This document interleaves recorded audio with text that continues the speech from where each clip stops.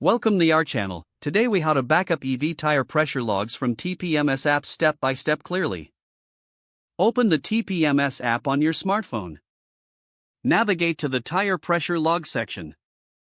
Locate the option to export or backup data. If available, select the export feature. Choose your preferred file format, such as CSV or PDF. Select the date range for the logs you want to backup. Press the Export button to save the file. Decide where you want to save the backup file. You can choose to save it to your device, cloud storage, or email it to yourself. If saving to a cloud service, log into your account as prompted. For email, enter your email address in the provided field.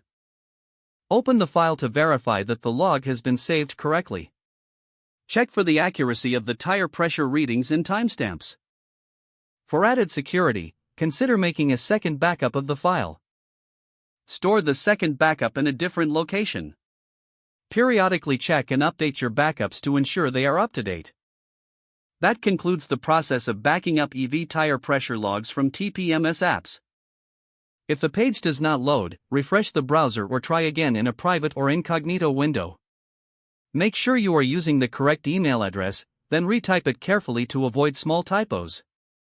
If your password is not accepted, use the reset option and create a new strong password you can remember. Check your spam folder for verification or security emails, then complete any requested confirmation steps.